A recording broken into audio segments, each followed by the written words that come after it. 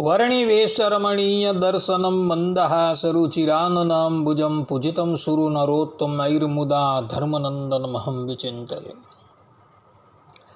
असतो मा षड्गमय तमसो मा ज्योतिर्गमय मृत्युर्मा अमृतं गमयः। ओम शांति शांति शांति। अस्मद्गुरुसमारम्भां नाथयामुनमध्यमां लक्ष्मीवल्लभपर्यन्तां वंदे गुरु परंपरा। આજની જ્ઞાન સભાની અંદર પધારનારા બધા જ ભગવદ્ ભક્તોને વેદાંતાચાર્ય, પુરાણ ઇતિહાસાચાર્ય, એમએ ફિલોસોફી શાસ્ત્રી ડાકેશ ભાઈના હેતપૂર્વક જય સ્વામિનારાયણ। ભક્તો, આજની આ જ્ઞાન સભાની અંદર આપણે બધા ભગવાન સ્વામિનારાયણે લખેલી શિક્ષાપત્રીના 210મા શ્લોકની સ્પષ્ટતા શ્રવણ કરશું। તો બધા જ શ્રોતાગણો આ પ્રવચન એકાગ્ર મને કરીને શ્રવણ કરે। તો ભગવાન સ્વામિનારાયણ શિક્ષાપત્રીના 210મા શ્લોકની અંદર પોતાના સંપ્રદાયના આશ્રિતોને આજ્ઞા આપતા કહે છે કે યુક્તાય સંપદા દેવ્યા દાતવ્યયમ તુ પત્રિકા આસુર્યા સંપદાધ્યાય પુંશે દયાન કરહિચિત। અર્થાત કે આ જે અમારી શિક્ષાપત્રી તે દૈવી સંપદાએ કરીને યુક્ત એવા જે જન હોય તેને આપવી, અને જે જન આસુરી સંપદાએ કરીને યુક્ત હોય તેને તો ક્યારેય ન આપી। આ પ્રમાણે ભગવાન સ્વામિનારાયણે પોતાના શિષ્યોને આજ્ઞા આપેલી છે। દૈવી અને આસુરી સંપદાનું લક્ષણ કરતા શ્રીમદ ભગવદ્ ગીતાના 16મા અધ્યાયના 1 થી 3 શ્લોકની અંદર તથા 8મા શ્લોકની અંદર ભગવાન શ્રી કૃષ્ણ કહે છે કે અભયમ સત્વ સંશુદ્ધિર જ્ઞાન યોગ વ્યવસ્થિત દાનમ દમશ્ચ યજ્ઞશ્ચ સ્વાધ્યાયશ તપ આર્જવમ ભવંતી સંપદમ દેવીમ અભિજ્ઞાતશ્ય ભારત।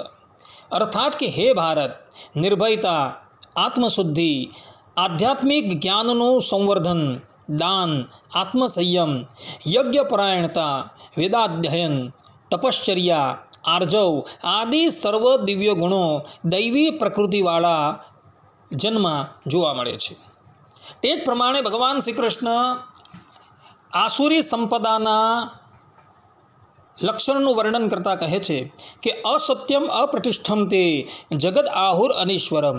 અર્થાત કે આ જગત અસત્ય છે, તેનો કોઈ આધાર નથી અને તેનું નિયમન કરનાર કોઈ ઈશ્વર નથી, આવું જે માને છે તે આસુરી સંપદાથી યુક્ત છે। ભગવાન સ્વામિનારાયણ અહીં આ શ્લોકની અંદર ત્યાગી ગૃહ્યોને આજ્ઞા કરતા કહે છે કે આસુરી સંપદાએ યુક્ત પુરુષને આ શિક્ષાપત્રી ક્યારેય પણ આપવાની નથી, અને જે મનુષ્ય દૈવી સંપદાથી યુક્ત હોય તેને જ અમારી લખેલી શિક્ષાપત્રી આપવાની છે, પરંતુ બીજાને આપવાની નથી। અને ભગવાન સ્વામિનારાયણે પોતાના જીવનની અંદર આ વાત ચરિતાર્થ કરીને બતાવેલી હતી। હરિલીલામૃતમ 9મા કળશના 10મા વિશ્રામમાં પ્રસંગ આવે છે કે વિક્રમ સંવત 1886ની સાલમાં ભગવાન શ્રીહરિના ગુણગાન સાંભળી મુંબઈ ઇલાકાના ગવર્નર સર માલ્કમે શ્રીહરિને પોતાને દર્શન આપવા વિનંતી કરી। એટલે શ્રીહરિ સંતો, ભક્તો તથા આચાર્યને લઈ સર માલ્કમને દર્શન આપવા રાજકોટ પધાર્યા।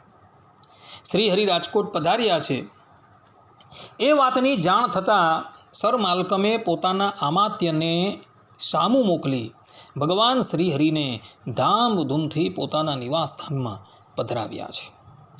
તે પછી વાતચીત દરમિયાન સર માલ્કમ બોલ્યા કે પ્રભુ, તમારા ધર્મ વિશે અમોએ ઘણું સાંભળ્યું છે, માટે તમોએ કોઈક શાસ્ત્રનું લેખન કર્યું હોય તો તે અમોને કૃપા કરી અર્પણ કરો। ત્યારે ભગવાન શ્રીહરિએ તેઓને પોતે લખેલી શિક્ષાપત્રી અર્પણ કરી હતી। આ બાબતનું વર્ણન કરતા આચાર્ય વિહારીલાલજી મહારાજ કહે છે, કહે સાહેબ ધર્મ તમારો અમે સાંભળ્યો છે બહુ સારો, તમે શાસ્ત્ર કર્યું હોય જેહ આપો અમને કૃપા કરી એહ, એવું સાંભળી સહિત વિવેક શિક્ષા પત્રી આપી એને એક, સાહે બેલહી માથે ચડાવી કહ્યું જે અમે જોશું વંચાવી। આ પ્રમાણે ભગવાન સ્વામિનારાયણે પણ સર માલ્કમને દૈવી સંપદાથી યુક્ત જાણી શિક્ષાપત્રી અર્પણ કરી હતી. તે જ પ્રમાણે આપણે પણ કોઈ જીવાત્મા આપણી પાસે શિક્ષાપત્રી માંગે